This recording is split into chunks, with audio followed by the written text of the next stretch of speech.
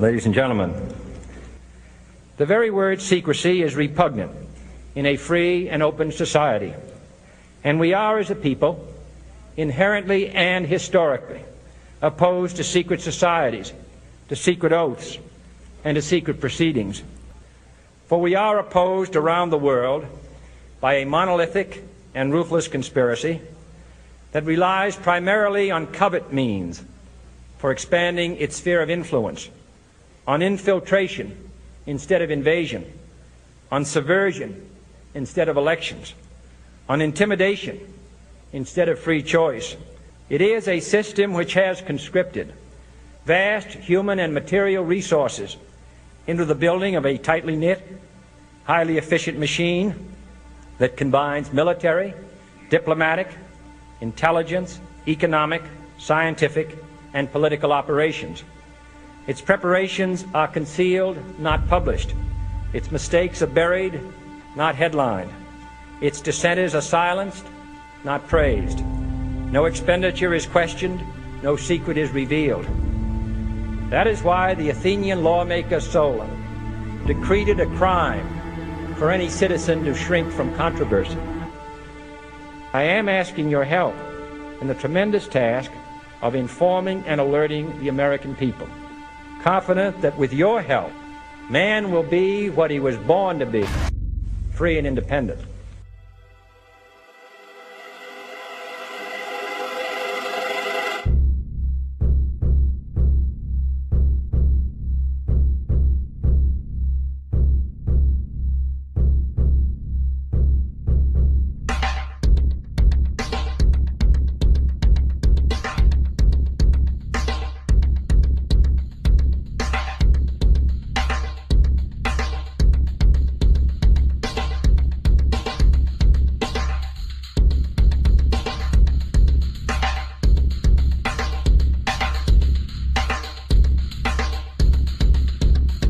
(1775), the American Revolutionary War began as the American colonies sought to detach from England and its oppressive monarchy.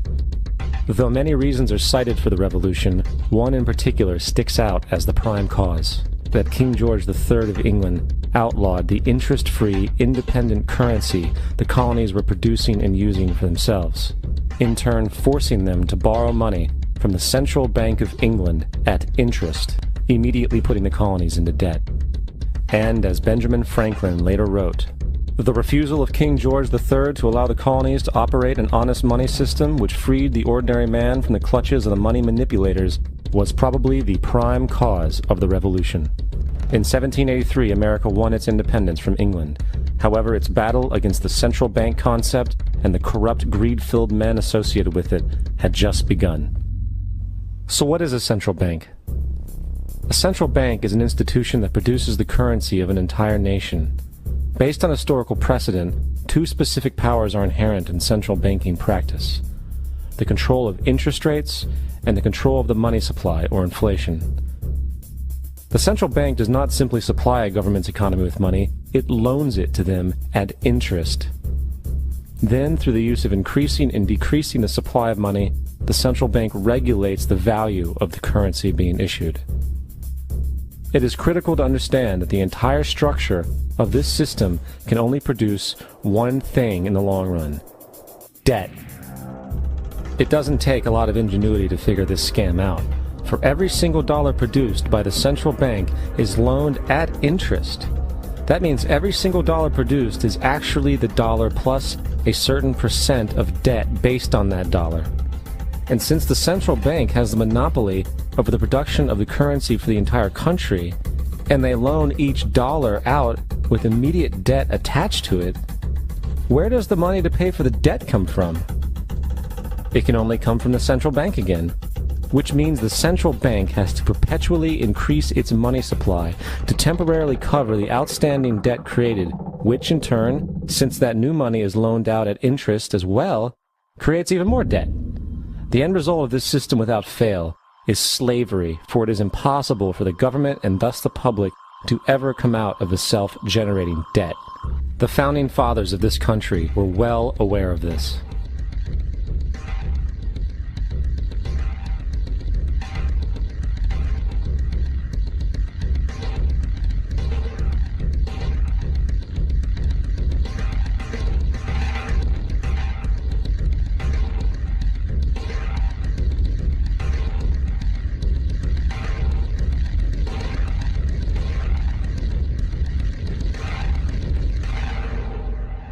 By the early 20th century, the U.S. had already implemented and removed a few central banking systems, which were swindled into place by ruthless banking interests.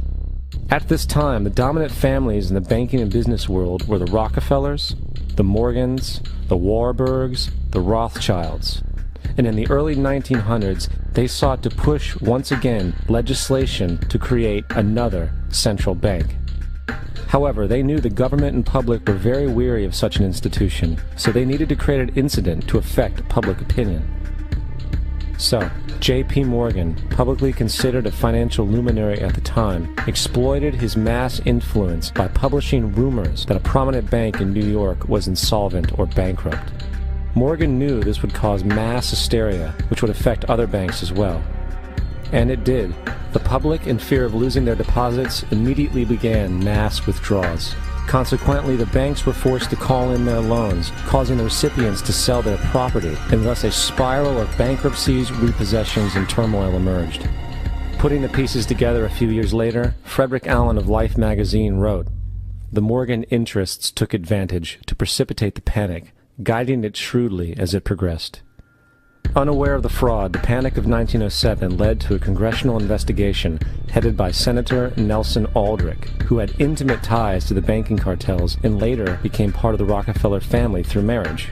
The commission, led by Aldrich, recommended a central bank should be implemented so a panic like 1907 could never happen again. This was the spark the international bankers needed to initiate their plan. In 1910, a secret meeting was held at a J.P. Morgan estate on Jekyll Island off the coast of Georgia. It was there that the central banking bill called the Federal Reserve Act was written. This legislation was written by bankers, not lawmakers. This meeting was so secretive, so concealed from government and public knowledge that the 10 or so figures who attended disguised their names when en route to the island. After this bill was constructed, it was then handed over to their political frontman, Senator Nelson Aldrich, to push through Congress. And in 1913, with heavy political sponsorship by the bankers, Woodrow Wilson became president, having already agreed to sign the Federal Reserve Act in exchange for campaign support. And 2 days before Christmas, when most of Congress was at home with their families, the Federal Reserve Act was voted in, and Wilson in turn made it law. Years later, Woodrow Wilson wrote, in regret,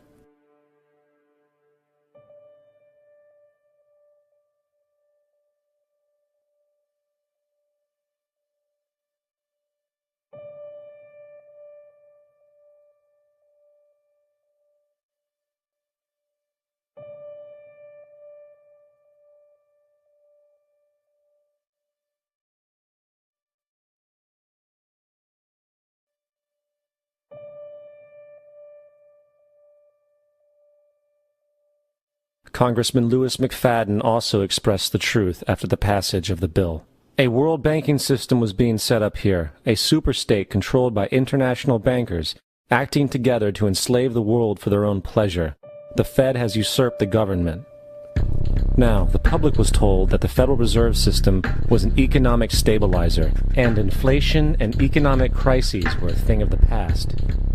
Well, as history has shown, nothing is further from the truth. The fact is, the international bankers now had a streamlined machine to expand their personal ambitions. It's alive! It's alive! It's alive! For example, from 1914 to 1919, the Fed increased the money supply by nearly 100%, resulting in extensive loans to small banks and the public. Then, in 1920, the Fed called in mass percentages of the outstanding money supply, thus resulting in the supporting banks having to call in huge numbers of loans, and, just like 1907, bank runs, bankruptcy, and collapse occurred. Over 5,400 competitive banks outside of the Federal Reserve System collapsed, further consolidating the monopoly of a small group of international bankers. Privy to this crime, Congressman Lindbergh stepped up and said in 1921, "Under the Federal Reserve Act, panics are scientifically created. The present panic is the first scientifically created one, worked out as we figure a mathematical equation." However, the panic of 1920 was just a warm-up. From 1921 to 1929, the Fed again increased the money supply, resulting once again in extensive loans to the public and banks. There was also a fairly new type of loan called a margin loan in the stock market. Very simply, the margin loan allowed an investor to put down only 10% of a stock's price, with the other 90% being loaned through the broker. In other words, a person could own $1,000 worth of stock with only $100 down. This method was very popular in the roaring 1920s, as everyone seemed to be making money in the market. However, there was a catch to this loan. It could be called in at any time and had to be paid within 24 hours. This is termed a margin call, and the typical result of a margin call is the selling of the stock purchased with the loan. So, a few months before October in 1929, J.D. Rockefeller, Bernard Baruch, and other insiders quietly exited the market. And on October 24, 1929, the New York financiers who furnished the margin loans started calling them in masse. This sparked an instantaneous, massive sell-off in the market, for everyone had to cover the margin loans.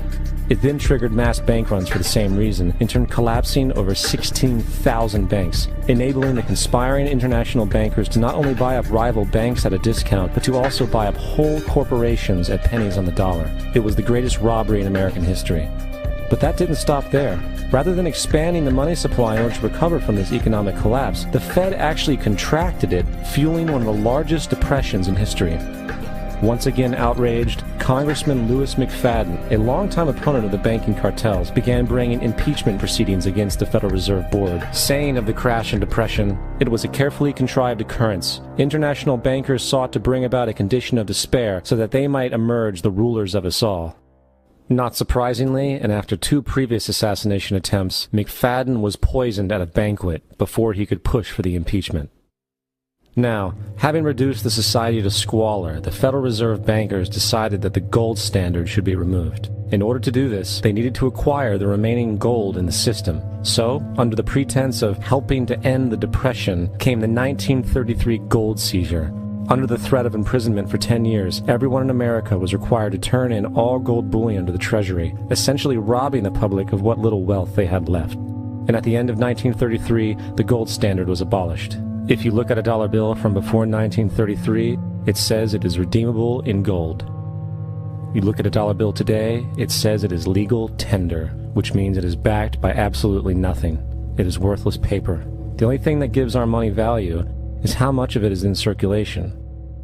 Therefore, the power to regulate the money supply is also the power to regulate its value, which is also the power to bring entire economies and societies to its knees.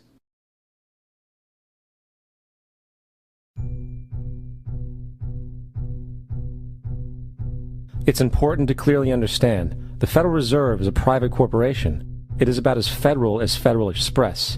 It makes its own policies and is under virtually no regulation by the U.S. government. It is a private bank that loans all the currency at interest to the government, completely consistent with the fraudulent central banking model that the country sought to escape from when it declared independence in the American Revolutionary War. Now, going back to 1913, the Federal Reserve Act was not the only unconstitutional bill pushed through Congress. They also pushed the federal income tax. It's worthwhile to point out that the American public's ignorance towards the federal income tax is a testament to how dumbed down and oblivious the American population really is.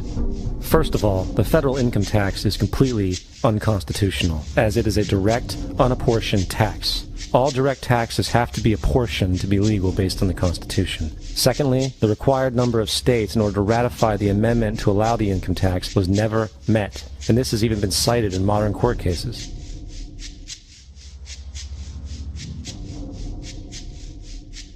Third, at the present day, roughly 35% of the average worker's income is taken from them via this tax. That means you work 4 months out of the year to fulfill this tax obligation. And guess where that money goes?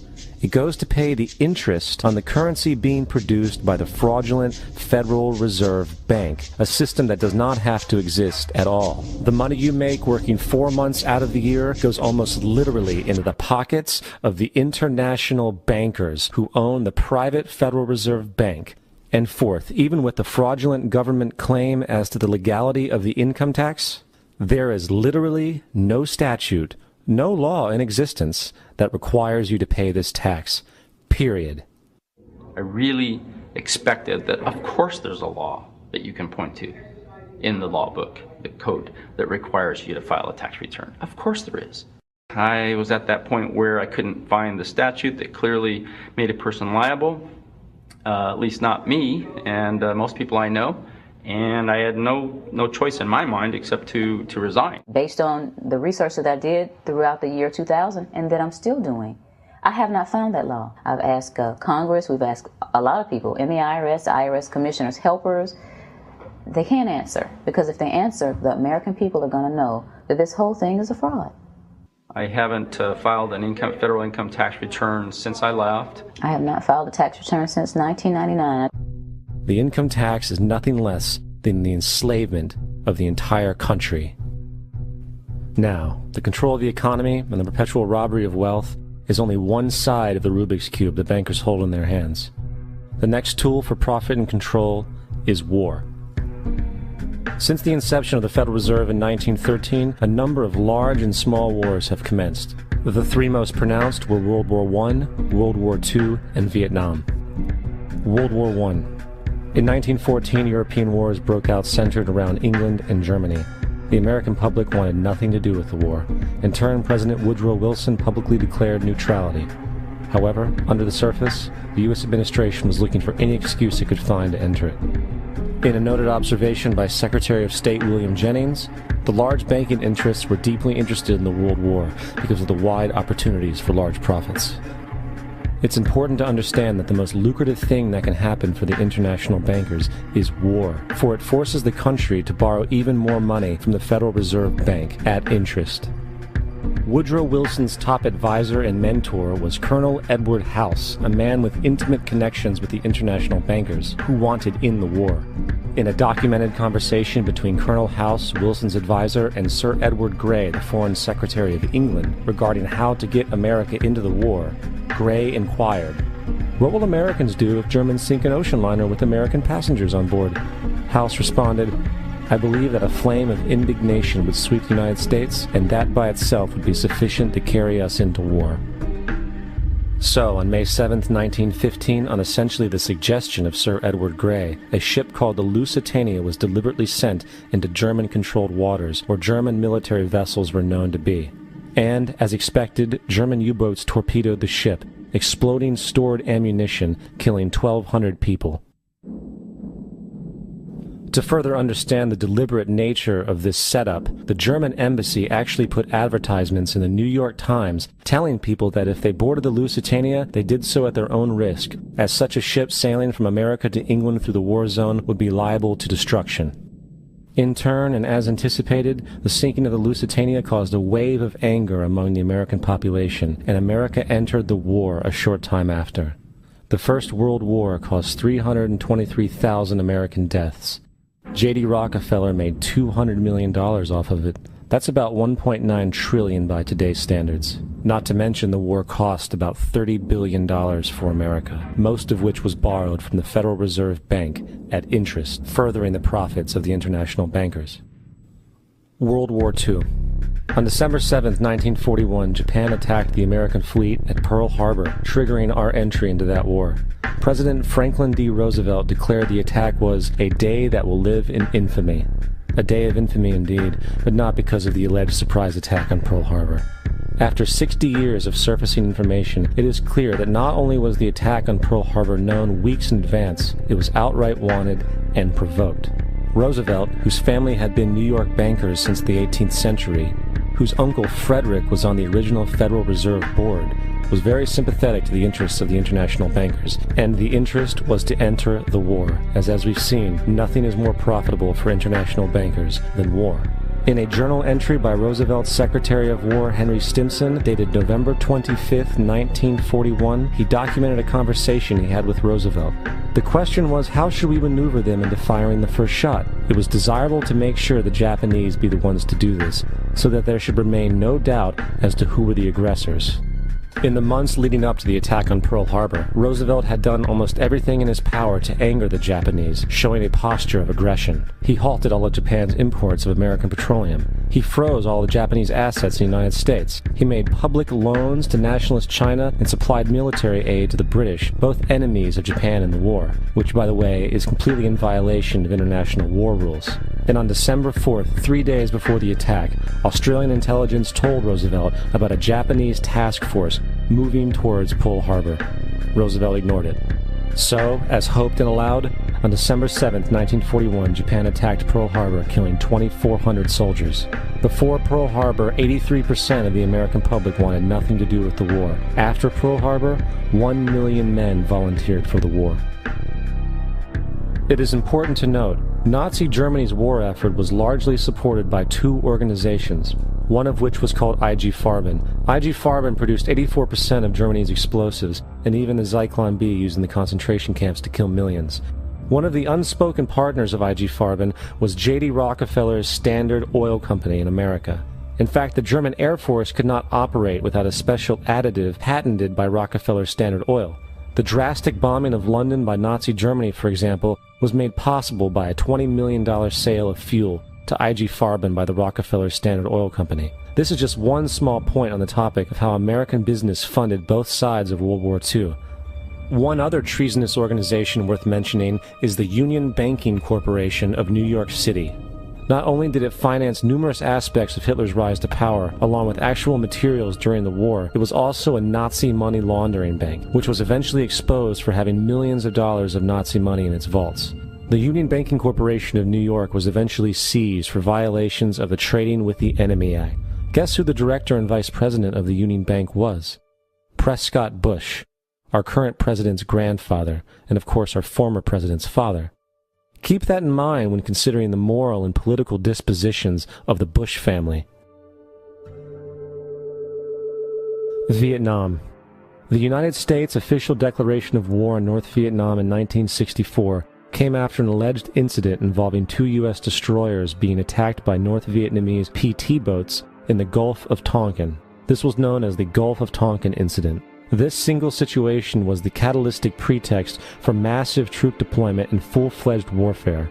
One problem, however, the attack on the U.S. destroyers by Vietnamese PT boats never happened.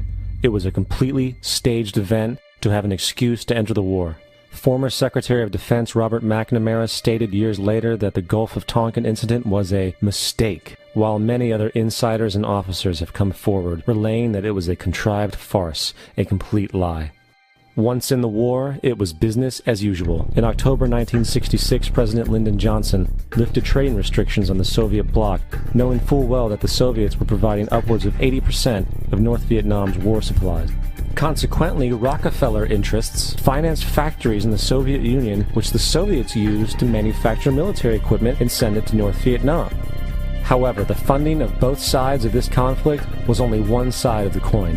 In 1985, Vietnam's rules of engagement were declassified. This detailed what American troops were and were not allowed to do in the war.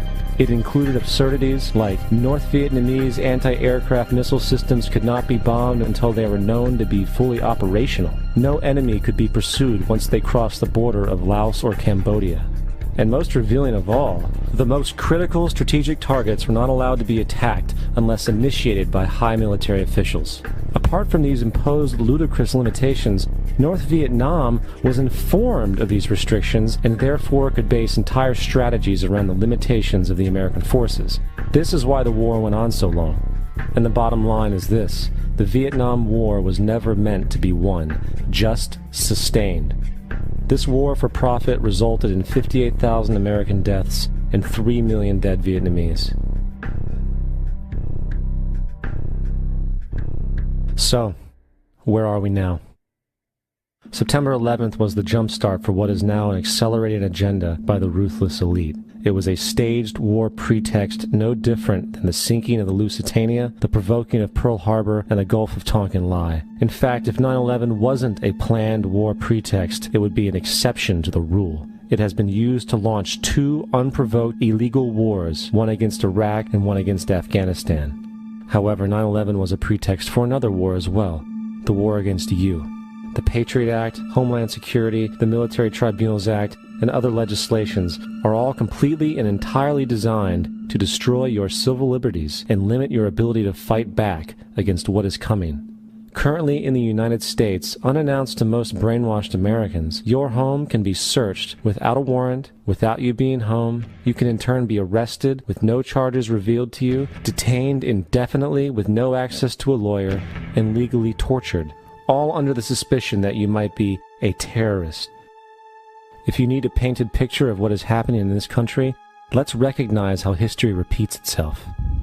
In February 1933, Hitler staged a false flag attack, burning down his own German parliament building, the Reichstag, and blamed it on communist terrorists. In the next few weeks, he passed the Enabling Act, which completely eradicated the German Constitution, destroying people's liberties. He then led a series of preemptive wars, all justified to the German people as necessary to maintaining homeland security.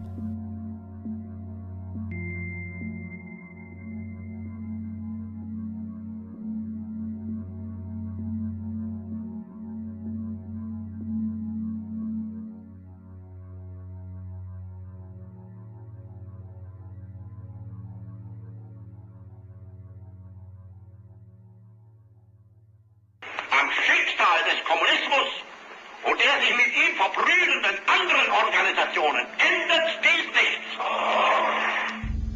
Our enemy is a radical network of terrorists and every government that supports them. It's time to wake up. The people in power go out of their way to make sure that you are perpetually misled and manipulated. The majority's perception of reality, especially in the political arena, is not their own. It is shrewdly imposed upon them without them even knowing it. For example, the public at large actually believes the invasion of Iraq is going badly, as sectarian violence doesn't seem to stop. What the public fails to see is that the destabilization of Iraq is exactly what the people behind the government want. This war is to be sustained so the region can be divided up, domination of the oil maintained, continual profits reaped for the defense contractors, and most importantly, permanent military bases established to be used as a launching pad against other oil-bearing, non-conforming countries such as Iran and Syria. For further implication that the civil war and destabilization is purely intentional, in 2005, 2 elite British SAS officers were arrested by Iraqi police after being caught driving around in their car shooting at civilians while dressed up as Arabs. After being arrested and taken to a jail in Basra, the British Army immediately requested the release of these men. When the Basra government refused, British tanks came in and physically broke out the men from the Basra prison. If you wish to destroy an area, how do you do it? Well, there are 2 ways. You can go in there and bomb it and so forth, but that is not very efficient. What you do is you try to get the people in that area to kill each other and to destroy their own territory, their own farms. And that's what's been done in that area.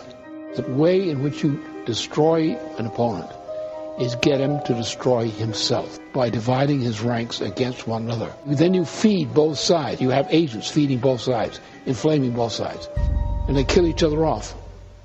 And it's time that some of us woke up to this reality, to understand that people who try to maintain empires and create empires do it by manipulating the people they're trying to conquer. You might want to ask yourself why the entire culture is utterly saturated with mass media entertainment from all sides, while the educational system in America continues its stupefying downward slide since the U.S. government decided to take over and subsidize the public school system. What your government pays for, it gets. When we understand that, then we look at government-financed institutions of education and see the kind of students and the kind of education that's being turned out by these government-financed schools. Logic will tell you that if what is being turned out in those schools was not in accord with what the state and the federal government wanted, then it would change it. The bottom line is that the government is getting what they have ordered. They do not want your children to be educated. They do not want you to think too much. That is why our country and our world has become so proliferated with entertainments, mass media, television shows, amusement parks, drugs, alcohol, and every kind of entertainment to keep the human mind entertained, so that you don't get in the way of important people by doing too much thinking. You had better wake up and understand that there are people who are guiding your life and you don't even know it. We're in a lot of trouble because you people and 62 million other Americans are listening to me right now, because less than 3% of you people read books, because less than 15% of you read newspapers, because the only truth you know is what you get over this tube. Right now, there is an entire generation that never knew anything that didn't come out of this tube. This tube is the gospel, the ultimate revelation. This tube can make or break presidents, popes, prime ministers. This tube is the most awesome goddamn force in the whole godless world. And woe is us if it ever falls into the hands of the wrong people. And when the largest company in the world controls the most awesome goddamn propaganda force in the whole godless world, who knows what shit will be peddled for truth on this network. So you listen to me. Listen to me. Television is not the truth. Television is a goddamn amusement park. Television is a circus, a carnival, a traveling troupe of acrobats, storytellers, dancers, singers, jugglers, sideshow freaks, lion tamers, and football players. We're in the boredom-killing business. But you people sit there day after day, night after night, all ages, colors, creeds. We're all you know. You're beginning to believe the illusions we're spinning here. You're beginning to think that the tube is reality and that your own lives are unreal. You do whatever the tube tells you. You dress like the tube. You eat like the tube. You raise your children like the tube. You even think like the tube. This is mass madness, you maniacs. In God's name, you people are the real thing. We are the illusion. The last thing the men behind the curtain want is a conscious, informed public capable of critical thinking, which is why a continually fraudulent zeitgeist is output via religion, the mass media, and the educational system. They seek to keep you in a distracted, naive bubble, and they are doing a damn good job of it. In 2005, an arrangement between Canada, Mexico, and the United States was made. This arrangement, unannounced to the public, unregulated by Congress, merges the United States, Mexico, and Canada into one entity, erasing all borders. It's called the North American Union, and you might want to ask yourself why you've never heard of this. In fact, there is only one mainstream reporter who has actually heard of and has had the courage to cover this issue. The Bush administration's open borders policy and its decision to ignore the enforcement of this country's immigration laws is part of a broader agenda. President Bush signed a formal agreement that will end the United States as we know it, and he took the step without approval from either the U.S. Congress or the people of the United States. It's a deal that few have even heard of. It's being done again by very few people at the very top on behalf of the investment class, but the working class of people, political officials across our country, from communities, from cities and so forth, they don't know anything about this. This isn't some trade agreement. It is a total removal of sovereignty from these countries, which will also result in a completely new currency called the Amero. Fall. Apart from that, I think one thing people who are dollar-based need to focus on is the Amero. That's the one thing that nobody's talking about that I think is going to have a big impact on everybody's life in Canada, the U.S., and Mexico. The Amero is the proposed new currency for the North American community, which is being developed right now between Canada, the U.S., and Mexico to make a borderless community, much like the EU, and the dollar, Canadian dollar, U.S. dollar, and the Mexican peso replaced by the Amero. By default of this agreement, the American Constitution will eventually be obsolete. You would think that a situation like this would be on the cover of every major newspaper. That is until you realize that the people who are behind this movement are the same people behind the mainstream media, and you are not told what you're not supposed to know. The North American Union is the same concept as the European Union, the African Union, and the soon-to-be Asian Union, and the same people are behind all of them. And, when the time is right, the North American Union, the European Union, the African Union, and the Asian Union will be merged together, forming the final stages of a plan these men have been working on for over 60 years. A one-world government.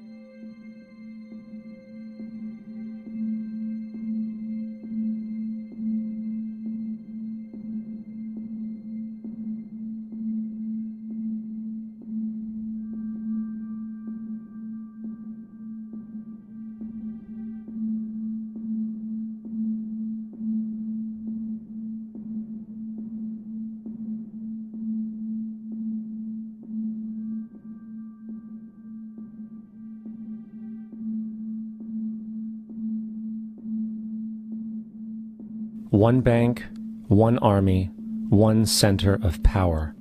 And if we have learned anything from history, it is that power corrupts, and absolute power corrupts absolutely.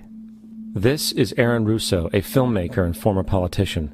To his left is Nicholas Rockefeller of the infamous Rockefeller banking and business dynasty. After maintaining a close friendship with Nicholas Rockefeller, Aaron eventually ended the relationship, appalled by what he had learned about the Rockefellers and their ambitions.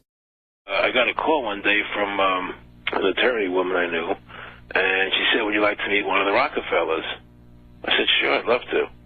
And we became friends, and he began to divulge a lot of things to me. So he said to me one night, he said that there's going to be an event, Aaron. And out of that event, you're going to see we're going to go into Afghanistan, so we can run pipelines from the Caspian Sea. We're going to go into Iraq to take the oil and establish a base in the Middle East. And we're going to go into Venezuela and try and get rid of Chavez. And the first two they've accomplished. Chavez they didn't accomplish. And he said you're going to see guys going into caves looking. Shalom Israel, Shalom, Shalom.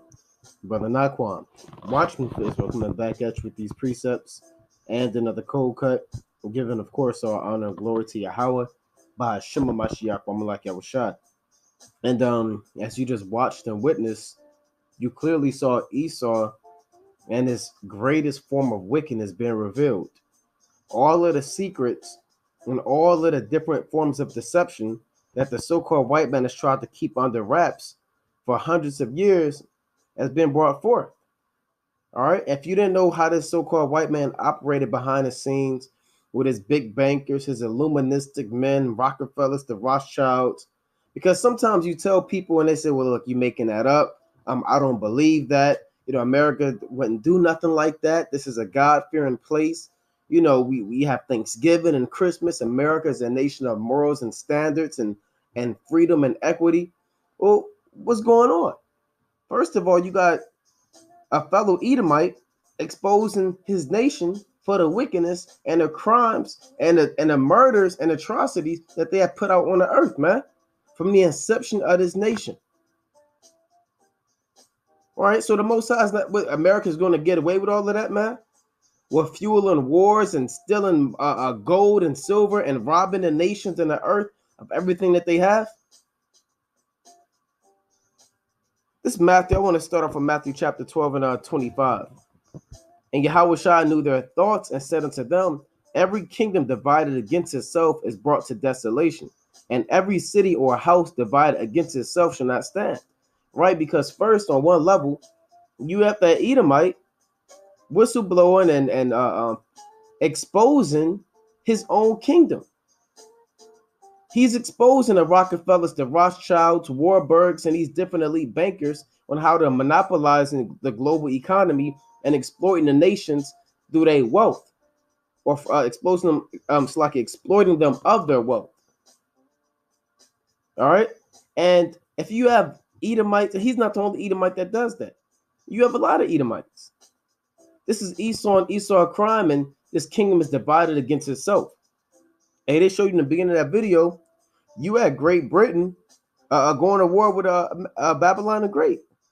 But they're both Edomites.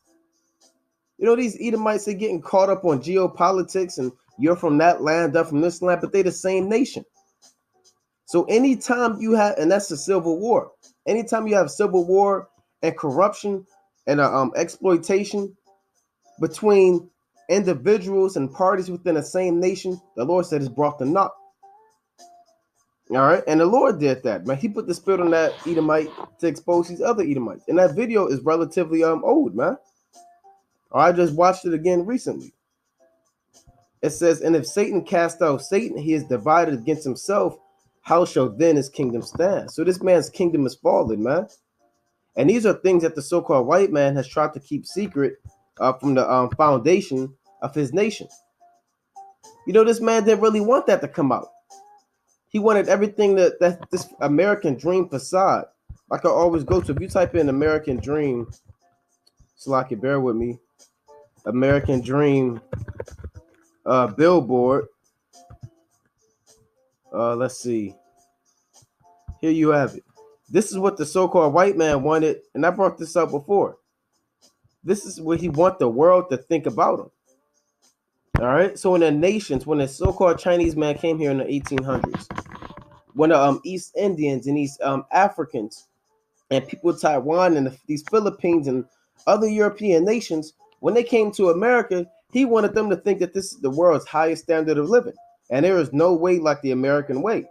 But how is this American way established? How did America increase in wealth and gold? How did these big bankers fuel their wealth and riches? Through lies and theft and witchcraft and sorcery, man. And robbery and murder. All right. So this is what, and you got Jake out here, man, trying to live like the American way, trying to make it in a society that's built off of lies, man. You know? So brothers and sisters got to wake up. And you have these brothers, and you have certain brothers in this world, they want to make it. They want to be the next big rapper. They want to come up with get rich schemes, Ponzi schemes, be this next top celebrity or the next big star. Talking about wealth and riches. First of all, you don't have real wealth and riches. You know, they're talking about money. It'll tell you in Genesis. Let's bring this up real quick. Genesis chapter 13 about true riches and wealth. Genesis 13 and 2. And Abram was very rich in cattle and silver and in gold. And he went on his journeys from the south even to Bethel, unto the place where his tent had been at the beginning between Bethel and Hai. So what made Abraham very rich? It didn't say paper money, right? Legal tender debt notes. It said cattle, silver, and gold. Why cattle? Why? Because you can get food, clothing. You can trade your cattle. You have silver and gold or natural resources that will never go away. They're rare. All right? They're limited natural resources and a wealth up that will never go away. And that's why that so-called white man and Babylon the Great, they had their money backed off of the natural resources in the land until they took that away.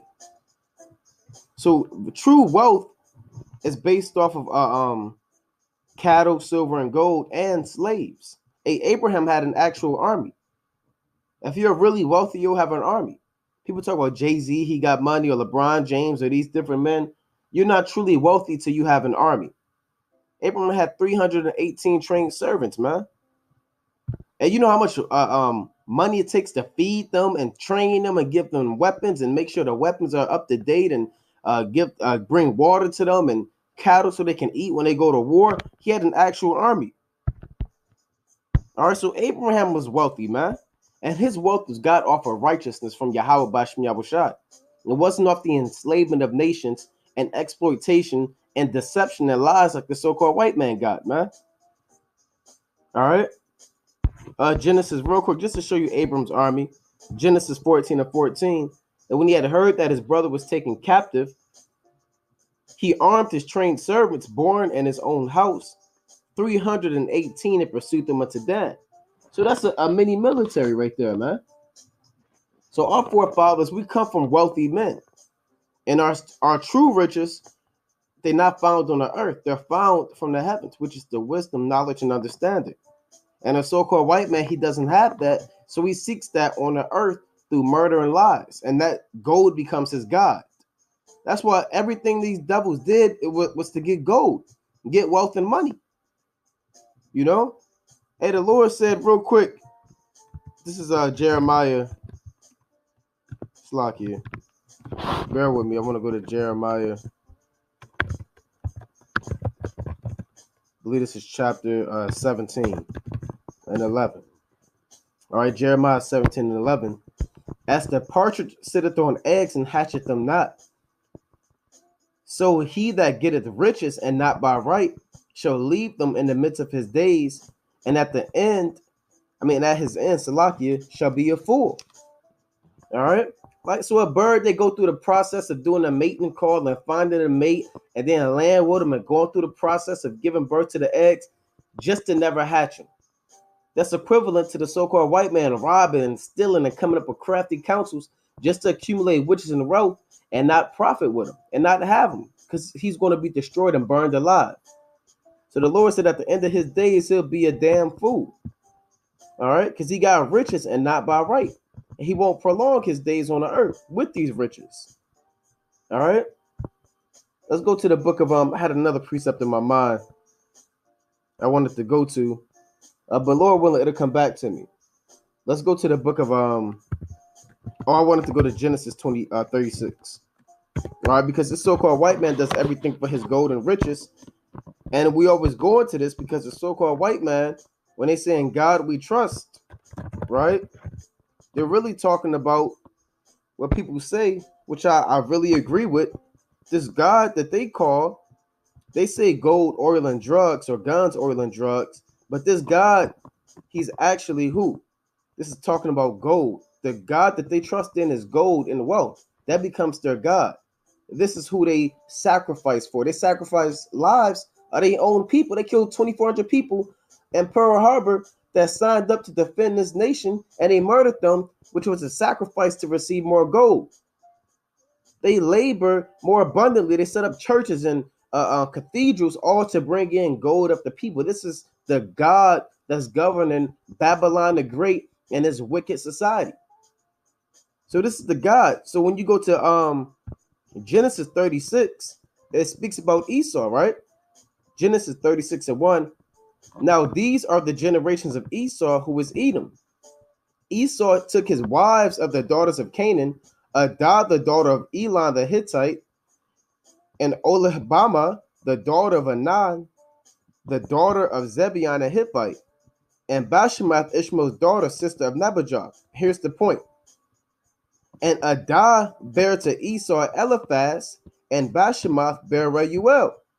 So why did Esau call his son Eliphaz, and why did he call his other son Reuel? Let's see what these words mean. All right. So what did Esau call his son? Like Jacob, his wife, they called him one of their sons Judah. In the Hebrew is Yahwadah, because in their spirit they gave thanks to Yahweh by Hashem Yahushai for bringing Leah her fourth-born son, Yahwadah. So in the spirit they called the Most High and said, we're going to give thanks to this son, because they worship Yahweh. So what did Esau worship, and what did he call his son? What do you call him? Eliphaz. You go to this word Eliphaz in the Hebrew. It says, my God is fine gold. So the God that they trust in, Esau, the so-called white man, is fine gold. That's why he named his son Eliphaz, because he truly believed that his God is fine gold. That's why Esau still kills, rapes and robs and murders. Now this says to whom God is strength, but their God is fine gold. Now if you go to Reuel, I believe I'm spelling it right. In Genesis 36 and 4, let's see what Reuel means. All right, Genesis chapter 36 and 4. So one of his sons means my God is fine gold. And the other son, Reuel, means what? Friend of God. But we know it's not the friend of the Most High. Because why would Esau in his spirit say, well, look, I'm going to name my son a friend of the Most High? When has Esau ever sought the Most High's righteousness? his equity, and his knowledge. He sold his birthright. So we know it's not talking about the Most High. The friend of God is the friend of gold. All right? So this is how the so-called white man get down, man. That's why you're watching that video. All of that murder and slaughter was predicated off of this man's desire to fuel his wealth and his economy. And the Lord did that, man. All right?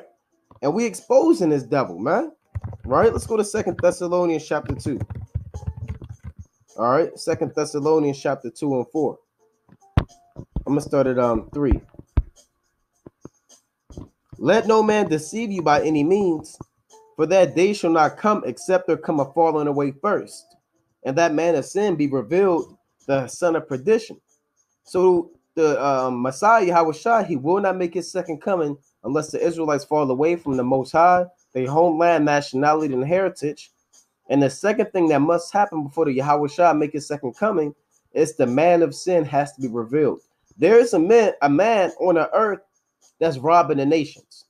There's a man on the earth slaughtering the nations. There's a man on the earth stealing gold and silver from these other nations. There's a man on the earth promoting philosophies of democracy, homosexuality, and sorcery on the earth. This man is not known, but now he's being revealed, and we're finding out it's the so-called white man. From his Federal Reserve System, his witchcraft is all being revealed, man. So now the Lord's plan is coming into fruition. So now Yahushua, he's on his way because these two things have been taken care of. Yes, the Israelites fell away, and yes, the so-called white man is being revealed, and all of his crimes and these big bankers and these secrets are being brought forth to the light. All right. What else about this man of perdition? Now, son of perdition means son of destruction. Because if you didn't know, the so-called white man was created to be destroyed as a vessel fitted for destruction, who opposeth and exalteth himself above all that is called God, or that is worshipped, so that he as God sitteth in the temple of God, showing himself that he is God. Does this man exalt himself as being a Messiah? You look up images of the Heavenly Father. He has a Caucasian physical characteristics. He's a European man with European hair and blue eyes and light brunette, dirty blonde hair. He's the Pope. He's exalting himself as being the Most High. So the Lord said he has made Esau a bear, right? Let's go to the book of Jeremiah. What it means, he made him bear, he's exposing this man. Because he had a covering of lies and a covering of deception, and the Lord is pulling it out. All right? Jeremiah 49:10. But I have made Esau a bear. I have uncovered his secret places. Like that meeting in Jekyll Island, those men thought that would never come to light. These different quotes and these different secrets about how wars are started and how this man is using money to enslave this people of his land. They thought at one point in time that the citizens of Babylon the Great, meaning America, they would never find those things out. But who brought it to light? Yahweh, by Hashem Mashiach Wamalak Yahushua. That's why he said he did it. Right? I have uncovered his secret places, and he shall not be able to hide himself. His seed is spoiled, and his brethren and his neighbors, and he is not, because everybody that's with this devil in Babylon, the Queen of England, the Federal Reserve, the International Monetary Fund, the Treasury, the Mint, all of these different conspiracy people that exploit the world for their money and wealth, they're being made bare. They're being caught out there, and they got to deal with it. All right? Let's go to Luke chapter 12 and 2. Luke chapter 12 and 2. For there is nothing covered that shall not be revealed, neither hid that shall not be known.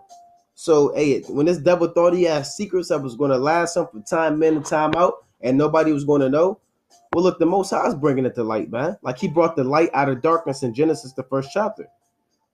All right, let's go to the book of James, chapter 5 and 1.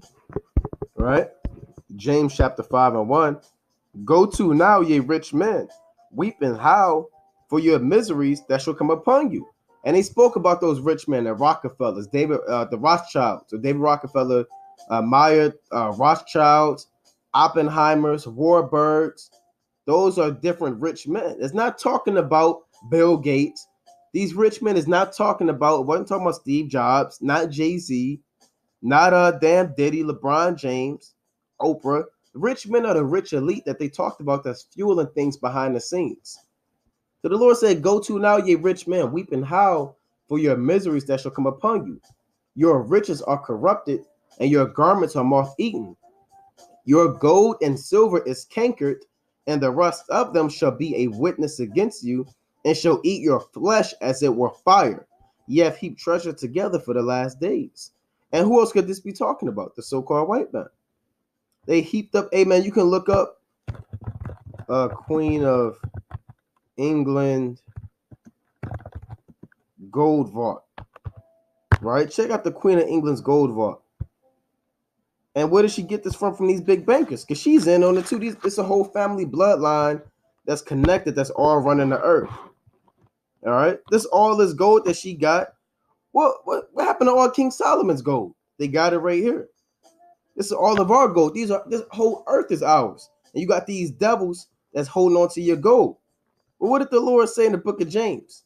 But there's no way like the American way. Well, the Lord said what? Your gold and silver is cankered, and the rust of them shall be a witness against you. Meaning when the Most High is going to destroy you, and he's looking for a reason why, he says, well, look, you have that gold, and it's testifying that you're a thief, because that's not yours. Like if you need witnesses to come to prove your cause on why you should bring judgment, this gold in the land that they stole, and the slaves, and the debt that they put out on the earth, these are the mouth of 2 or 3 witnesses that's crying out to the Most High saying, destroy this man. Destroy the so-called white man. All right, that's what it means. And it shall eat your flesh as it were fire. All right, you have heaped treasure together for the last days. Behold, the hire of the laborers who have reaped down your fields, which is of you kept back by fraud, crieth. And the cries of them which have reaped are entered into the ears of the Lord of Sabaoth. Ye have lived in pleasure on the earth and been wanton. Ye have nourished your hearts as in the day of slaughter. So what does this mean, the hire of the laborers who have reaped down your fields? Well, what are the laborers? Who do you think built this land? Who do you think built D.C., Baltimore, New York, Chicago, Detroit, London, Paris, Berlin, Amsterdam, all around the world? The blood, sweat, and tears from the Israelites has built up Western civilization and the so-called white man's economy. You wouldn't have a land without us, man.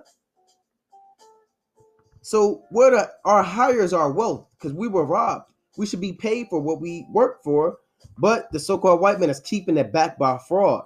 Instead of paying you, he's giving you a currency, a legal debt note that makes you more in debt. When you think you have money, you're more in debt, and it's paper. It's only based off of how much money he's circulating. So when Jake thinks he got riches and wealth, you a damn fool, because you don't know how money operates.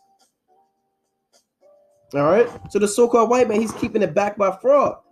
And like I was saying, Jake, man, they get happy when they talk about I get a tax refund. That's your money.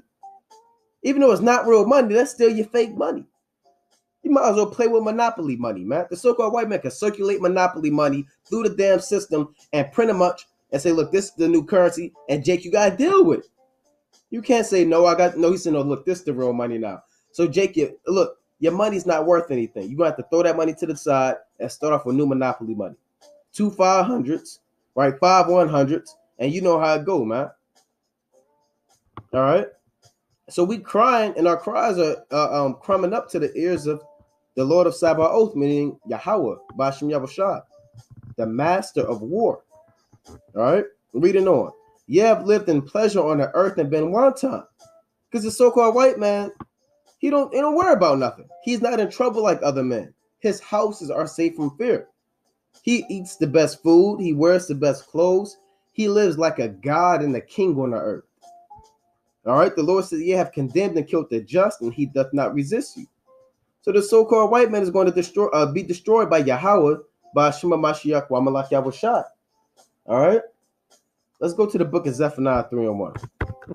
So this is the a land of filthiness and wickedness, man. Zephaniah chapter 3:1. Woe to her that is filthy and polluted, to the oppressing city. That's why all of the nations, they hate America.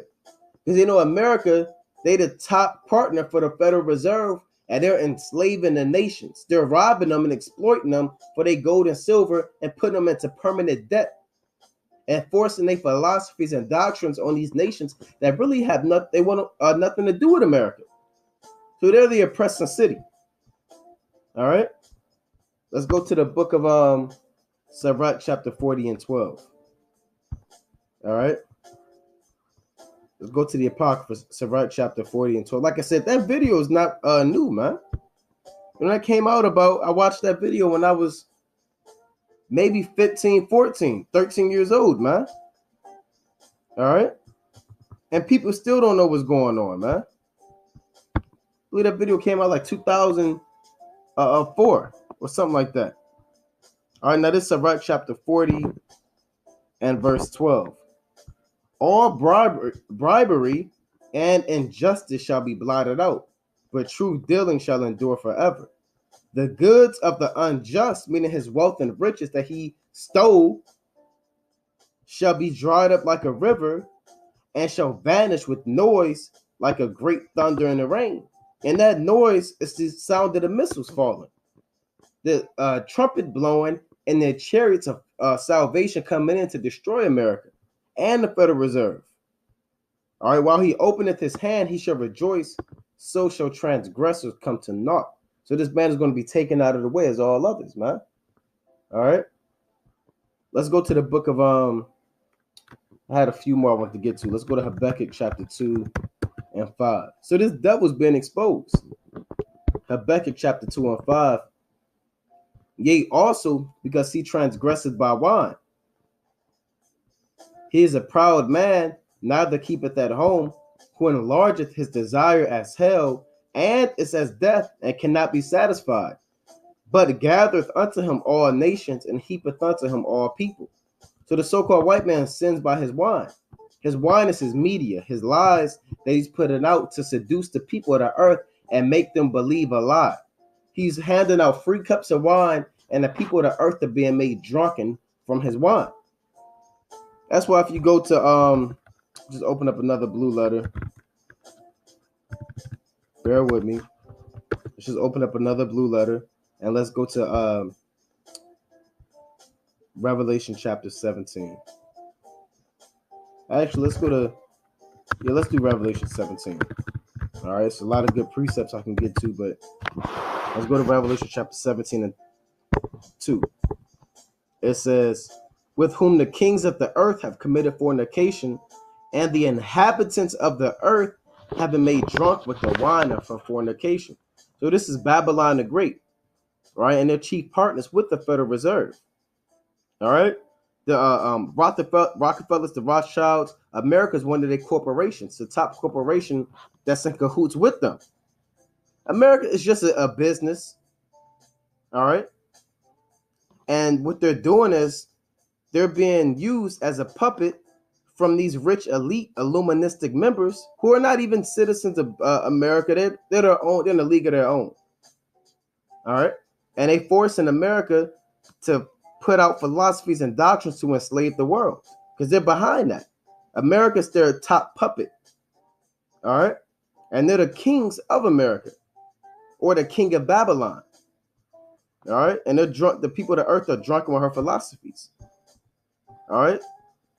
It says, yea, also because he transgresses by wine, he is a proud man, meaning the so-called white man, neither keepeth at home, because he's not in just America or in the Caucasus Mountains or in Mount Seir. He's all over the world. He has embassies and councils and military bases in all these different nations, churches and missionaries and different religious institutions throughout the four corners of the earth. Who enlargeth his desire as hell and is as death, and cannot be satisfied, because it's not enough for this man to conquer the people that he owns in his land. He want to go to other lands and conquer them, but that's not enough for him, right? He want a space force. He want to travel to the sun. There's no satisfying this man till he is consumed and consumed. But gathereth unto him all nations, and heapeth unto him all people. Shall not all these take up a parable against him, and a taunting proverb against him, and say, woe to him that increaseth that which is not his. How long? And to him that ladeth himself with thick clay. I mean, this man is being called out by the nations that he is oppressing. And so how long is this man going to keep ruling? Right? Reading on. Shall they not rise up suddenly that shall bite thee, and awake that shall vex thee, and thou shalt be for booties unto them? That's why these Middle Eastern countries call America the Great Satan. And the Federal Reserve, they call it the Great Satan. Because they know that America is a nation that's enslaving a world. That is a devilish, satanic kingdom of confusion and folly. So they hate what America is doing out on the earth, man, like we do. So the Lord said, well, they'll rise up suddenly and destroy you. They'll bite you with missiles, man. Like Iran and China, North Korea. And why are they going to do that? It says, because thou hast spoiled many nations, all the remnant of the people shall spoil thee, because of men's blood, and for the violence of the land, of the city, and of all that dwell therein. And if you just watch the video, then you understand why the Most High is so heavy and serious when it comes to judging the so-called white man. Why there's no escape? Why there's no acquittal? There's no running away from the judgment, because of the violence and men's blood for the city and all that dwell therein, man. This man has millions of bodies that he has yet to pay for. He's the greatest murderer to ever live on the earth. All right. Hey, let's read on. Verse 7. Shall they not rise up suddenly that shall bite thee, and awake that shall vex thee, and thou shalt be for booties unto them? Meaning you'll be robbed and spoiled from these other nations. All right, let's go to Revelation chapter 6. Revelation chapter 6 and 4. And there went out another horse that was red. Now these are actual spirits that are demonic spirits sent inside of the so-called white man. So the so-called white man could do what? It'll tell you. And there went out another horse that was red, and power was given to him that sat thereon to take peace from the earth, that they should kill one another, and there was given unto him a great sword. So the so-called white man, his job is to take peace from the earth. There's a satanic spirit in him, these red horses inside of him, that's caused him to take peace away from the earth. From forcing false philosophies, negative propaganda, false flags, robbery, lies, different schemes to take your money and to cause taxes. He's taking peace away from the earth, man. Jay can't get no own peace in his own house. He's struggling to pay rent, survive. The nations, they in slavery. So that's his job, to take peace from the earth, and that the people should kill one another. And it was given unto him a great sword, meaning his job is to cause massive death on the earth. That's the so-called white man. That's his job. And if you don't believe it, well, that's what the Lord said, man. You got to deal with it. This is the king of the earth at the time. All right? Just want to get about one more and close out. I don't want to make this too long. This is Isaiah chapter 14 and 4. That thou shalt take up this proverb against the king of Babylon and say, how hath the oppressor ceased? The golden city ceased.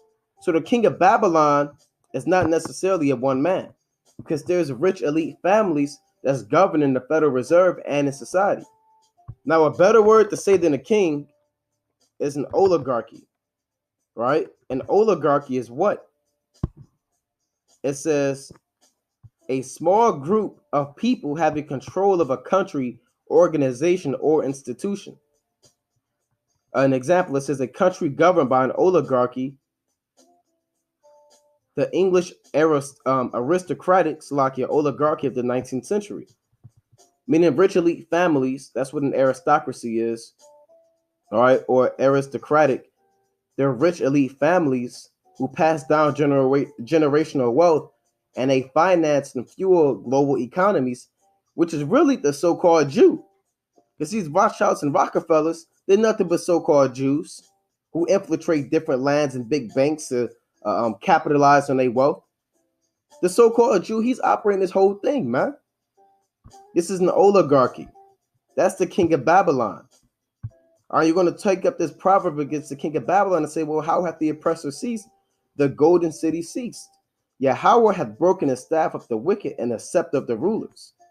He who smote the people in wrath with a continual stroke, he that ruled the nations in anger, is persecuted, and none hindereth. The whole earth is at rest and is quiet. They break forth into singing. So when this so-called white man is taken out, the whole earth will finally rejoice. No more taxation, no more debt, no more exploitation and robbery and murder and lies that the so-called Jew or the so-called white man, Amalek, and his fellow Edomite brethren are going to put out on the earth, man. Because he's beating these nations down. And this video completely exposed everything that the so-called white man came with. So if you still trust in this nation's economy, if you still think that getting rich and trying to prosper and collect gold and silver and make it in this economy, you got another thing coming. Hey, the Lord said you have to lay up your riches towards heaven. I believe that's Matthew 6. Bear with me. Right? You have to be rich towards the Most High. Let's see if I can find that. Bear with me. I believe it's in Luke. Yes, in Luke. Luke 16. Luke 12. It's like it. Bear with me. All right, Luke chapter 12, and I'm going to start at 21. All right. I'm going to start at, because it's a beautiful parable. This is going to the so-called white man. Right? Luke 12 and 15. And he said unto them, take heed and beware of covetousness, for a man's life consisteth not of the abundance of things which he possesseth. But that's not what's taught in this world. In this world, you got TV shows like what? You got Cribs, you know, where they showing off houses and Slovakia. They showing off these different houses and mansions. And you got young Jake, they watching this show and they thinking, well, look, I gotta make it. I gotta be a rapper. I gotta be a celebrity. I gotta be the next top dog. I gotta come up on riches and wealth, man, by any means. So the Lord said, well, beware of yearning to desire to possess things that's not yours. Envy thou not the oppressor and choose none of his ways. All right. Your life don't consist on that. Your life is predicated on believing in Yahweh in the name of his only begotten son, Yahweh Shai, and keeping the laws and commandments to the best of your ability in this period of grace, which was a gift given unto you. And he spake a parable unto them, saying, the ground of a certain rich man brought forth plentifully. And he thought within himself, saying, what shall I do, because I have no room where to bestow my fruits? And he said, this will I do. I will pull down my barns and build greater. And there will I bestow all my fruits and my goods. And I will say to my soul, thou hast much goods laid up for many years. Take thine ease, eat, drink, and be merry. That's how the so-called white man think. I got it made, right? I can eat, drink, and be merry for many years, for generations. But the Most High said unto him, thou fool, like we read in Jeremiah 17 and 11, thou fool, this night thy soul shall be required of thee. Then who shall these things be which thou hast provided? So is he that layeth up treasure for himself and is not rich toward the Most High. Brother Naquan, watching for Israel, coming back at you with these precepts and another cold cut, giving, of course, all honor and glory to Yahweh. By Hashem, Hamashiach wa Malak Yahushai, La'ala Nawa, Yahweh. By Hashem, Hamashiach wa Malak Yahushai, La'ala Nawa, Kaya Lasham Katan Kabad.